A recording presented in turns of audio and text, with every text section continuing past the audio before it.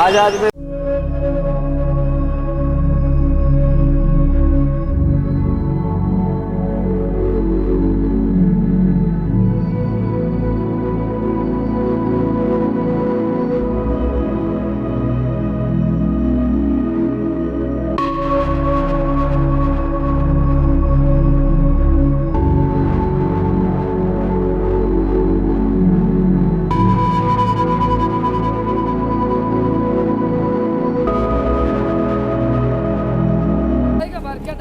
Corona हमें रोक नहीं पाई, आस्था कोरोना के ऊपर भारी पड़ी।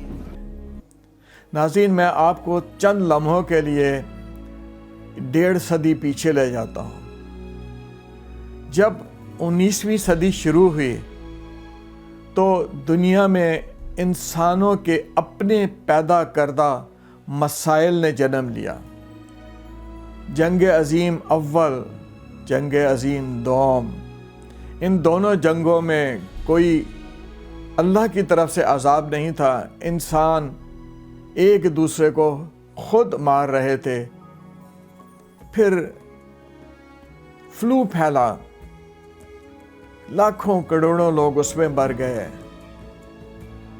फिर अमेरिका ने जापान के निहत्ते इंसानों के ऊपर वो बम फेंके जिनका नाम तो बड़ा छोटा और बड़ा मासूम था।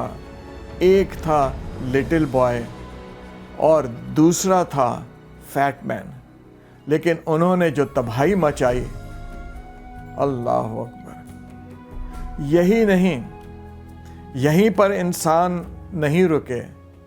फिर उसके बाद कोरिया में, वियतनाम में जो मारामारी हुई, जिस तरह से इंसानों का खून किया गया, आप सब जानते हैं।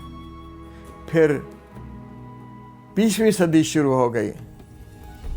9/11 का वाक़या हुआ, 9/11 जिसे कहते। इंसानी खून अर्जा हो गया। शहर हो, देहात हो, पहाड़ हो, रेगिस्तान हो, नखलिस्तान हो, कुछ महफूज नहीं था। कहीं कुवैत में बमबारी हो रही है, कभी इराक़ में इंसानों का खून बहाया जा रहा है, और कौन सी जगह, यमन, सीरिया, लिबिया, शाम, कोई जगह नहीं बची। ईरान, यहाँ तक के पाकिस्तान भी, जो ना 3 में है ना 13 में है। कितनी मारामारी, कितना खून।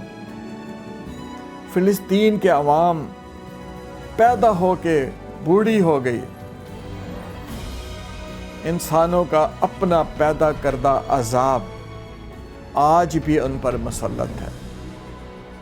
और सबसे बढ़कर आखिर में जो इंसानियत सोज मजालिम किए जा रहे हैं, वो है कश्मीर के अवाम पर। गरीब, अब तो करीबन 1.5 साल से ज़्यादा हो गया कि उन पर अरसा हयात तंग है। ज़िंदगी पाबंद सलासिल है। बच्चे, बूढ़े, औरतें, कोई महफूज नहीं है। हिंदुस्तान की जालिम हुकूमत लाखों मुसलमानों को उनके घरों में न सिर्फ बंद करके बैठी हुई है, बल्कि उनसे जीने का हक भी छीन लिया है। हिंदुस्तानी फ़ौज जब चाहती है, जिस तरह चाहती है, उन निहत्ते मुसलमानों पर जुल्म के पहाड़ ढाती है। यही नहीं, दुनिया की 1/3 आबादी जो अपने आप को मुसलमान कहती है, किसी एक मुसलमान में गैरत नहीं है कि वो एक लम्हे को सोचे कि इन मुसलमान भाइयों का क्या कसूर है। ना हमें दूसरे की भूख का एहसास है, ना दूसरे की प्यास का एहसास है, ना दूसरे की तड़प का एहसास है, ना दूसरे की मौत का एहसास है। एहसास है तो अफ्तारी का, एहसास है तो शॉपिंग का। अल्लाह की लाठी जो बेआवाज तो है लेकिन जलती है। 2020 में अल्लाह का अज़ाब चीन से अचानक नमूदार हुआ और फैलता हुआ central Europe, eastern Europe, Spain, Italy, France, Germany, great Britain, यहाँ तक कि अमेरिका, ब्राज़ील, ये कौन सी बड़ी ताकतें नहीं थी जिनके लोग लाखों की तादाद में सड़कों पर मरे और आज भी अपने मुंह पर ये चोंच बनाए फिर रहे हैं, आज भी डरते हैं। सोशल डिस्टेंसिंग लानत है। उस वक्त क्यों नहीं ख्याल आया जब कश्मीरियों को डब्बे में बंद कर रखा था, जब कश्मीर के मुसलमानों को दरबों में बंद कर रखा था तो सोशल डिस्टेंसिंग कहाँ गई। आज उनके मुल्क में इंसान गली गली, सड़क सड़क जल रहे हैं। उनकी हुकूमत, जिनके पास दुनिया की सबसे बेहतरीन और सबसे ज़्यादा वैक्सीन प्रोड्यूस करने वाली कंपनी है सीरम इंस्टीट्यूट, कमबख्त इतनी वैक्सीन बनाते हो उसको हुकूमत ने एक्सपोर्ट करवा दिया। आज उनके मालिकान इस सीरम इंस्टीट्यूट के इंडिया से भाग गए, लंदन में बैठे हैं, डर के मारे कि हम अपने मुल्क जाएंगे तो लोग हमें डंडे मारेंगे। कि वो वैक्सीन जिससे अपने मुल्क के लोगों को बचाते इस अजाब से एक्सपोर्ट कर दी पैसे कमाने का। कितने पैसे कमाओगे तुम? 1.4 बिलियन आबादी वाले मुल्क में सिर्फ 2% लोगों को वैक्सीन लगी है, सिर्फ 2%। और आज आप देखें कब्रिस्तानों में जगह नहीं है, सड़कों पर तड़प रहे हैं लोग, अस्पताल इंसानों के लिए बंद है, अस्पतालों के बेड बिक रहे हैं। There's a nexus of certain BBMP officers, certain Arogya Mitras in hospitals and certain private agents outside who have made this bribe for bed scam. They sold the ICU beds to patients and charged anything between 25,000 to 50,000. इतना बड़ा मुल्क अपने लोगों को oxygen नहीं दे सकता। हवा, oxygen is just like air, हवा जो अल्लाह फ्री देता है। 1.5-2 घंटे हो गए और सांस चल रही थी अच्छे। हमने कहा डॉक्टर साहब ऑक्सीजन लगा दो, 5-10 मिनट के लिए चाहे लगा दो, सही हो जाएगी। बिल्कुल भी नहीं लगाई। जब मर गई तब उसके बाद ट्रीटमेंट चालू कर रहे हैं। Super power, super power, super power, oxygen नहीं दे पा रहे, काहे के सुपर पावर हो आप? कोई सुपर पावर नहीं है, सुपर पावर नहीं है। तुम साले एक नंबर के, मुझे मिल जा बस। अब क्या कहूँ मैं आपसे भाई साहब। सर ले लिया हमारे से भी जो लेना था, 2000 रुपये लिए हमारे से भी। ऑक्सीजन मिला 1000 हमारे बाजू वाले, 1000 मेरे बाजू वाले ने दिए और 1000 मैंने दिए। 2000 रुपये देके हमने सिलेंडर लिया। ऑक्सीजन यहीं से खरीदी हमने कर्मचारी से ही। 500 रुपये मैंने दिए, 500 मेरे पड़ोसी ने दिए, 1000 रुपये दिए अस्पताल में। इंडिया अपने अवाम को ऑक्सीजन नहीं दे सकता तो क्या देगा फिर? हुक्मरान क्या कर रहे हैं? इलेक्शन हो रहा है बंगाल में, लाखों की अब मजमा जमा हो रहा है, कोई सोशल डिस्टेंसिंग नहीं, कोई मास्क नहीं, कुछ नहीं।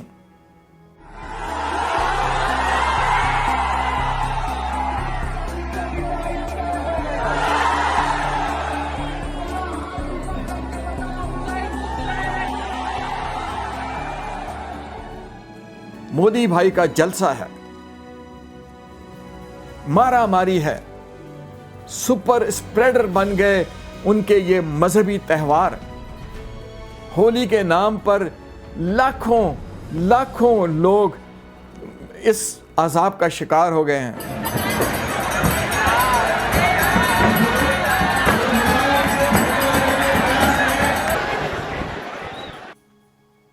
कुंभ का मेला, 25 मिलियन लोग, इस अजाब इलाही के दौर में इजाजत दी गई।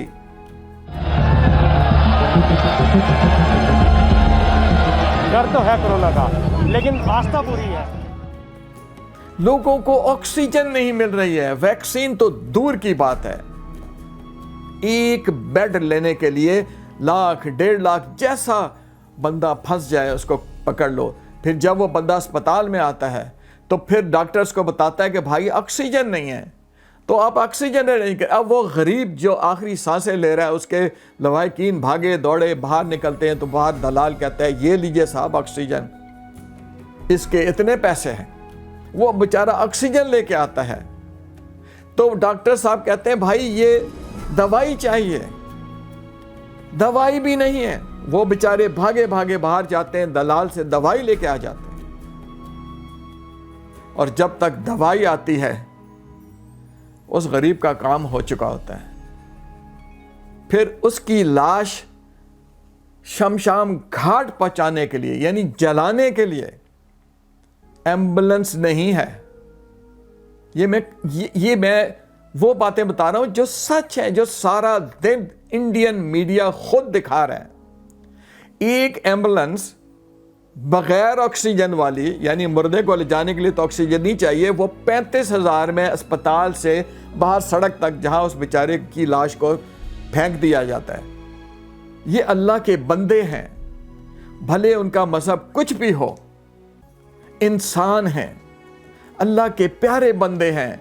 अल्लाह ने उनको मोहब्बत से बनाया है। उन बेचारों की लाश तक को किस बेहुरमती के साथ जलाया जा रहा है। कोई सड़कों पे पड़ा है, कोई पार्किंग लॉट में पड़ा है। This is the parking lot. This now been converted into a crematorium. But the people are dying like flies. लकड़ियां भी लोग खुद ला रहे हैं, वॉलंटियर्स ला के लकड़ियां दे रहे हैं। वो बेचारे गरीब लोग जो हैं वो 24 घंटे लकड़ियां ढो ढो के, लकड़ियों की भी काल पड़ गई है, इतनी लकड़ी चाहिए। पिछले 4-5 दिनों से 4 लाख लोग रोजाना इन्फेक्ट हो रहे हैं और 4,000 से ज्यादा मर रहे हैं। ये सरकारी आदादो शुमार है। हकीकत इससे 100 गुना ज्यादा है। सबसे बड़ी बात है कि इतनी बॉडी हॉस्पिटल से नहीं आ रही जितनी हम घरों से उठा रहे हैं। ये अनअकाउंटेड डेथ्स हैं जितने आप घरों से उठा रहे हैं। 60% अनअकाउंटेड है। हिंदुस्तान में कहां कौन कैलकुलेट कर रहा है कि कितने, जब अस्पताल में बंदा जा ही नहीं सकता, अस्पताल अवेलेबल ही नहीं है, बेड अवेलेबल नहीं है, सिवाय उनके कि जिनके पास मरने के लिए अस्पताल जाने के लिए लाखों रुपया हो। एम्बुलेंस नहीं है कि वो घर से बेचारा अस्पताल पहुंच जाए, और अगर पहुंच भी जाए तो अस्पताल ताले लगे हैं। Nobody can even enter emergency. There are people actually dying outside the hospital gates because you're not even allowed to enter. जहां जाते हैं दरवाजे बंद मिलते हैं। आखिर में वो रिक्शा वाला, वो एम्बुलेंस वाला भी कहता है भाई इसको उतारो, मैंने कहीं और भी जाना है, और फिर वो बंदा वहीं सड़क पे या अस्पताल के दरवाजे पे एड़िया रगड़ रगड़ के मर जाता है। कल तक तो तुम ठीक से, कैसे हो गया तुम्हें?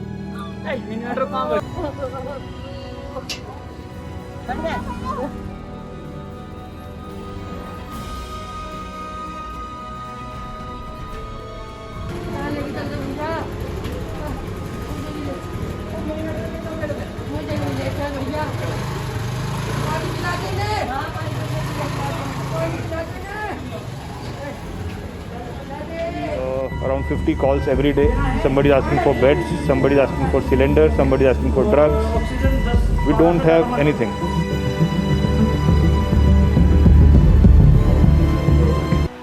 1-2 महीने तक ये ऐसे ही चलेगा, क्योंकि ये मामला जो है कोरोना ने अपने पैर पसार चुका है। और क्योंकि बाज़ार खुले थे, सारी चीज़ें हुई थी, तो लोगों ने इसे मतलब हल्के में लिया। लेकिन जब अब वो अटैक कर रहा है तो वो परेशानी बढ़ रही है। उधर ऑक्सीजन की प्रॉब्लम, उधर हॉस्पिटल में बेड्स की प्रॉब्लम, बहुत सारी समस्या है।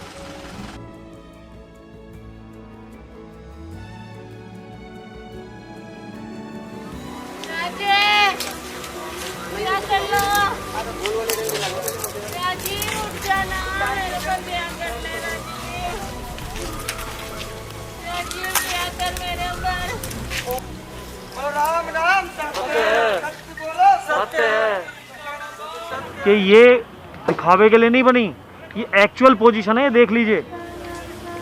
हम दिन रात के 12 बजे भी बॉडी करते हैं, हमारा स्टाफ थक के चूर है इस वक्त।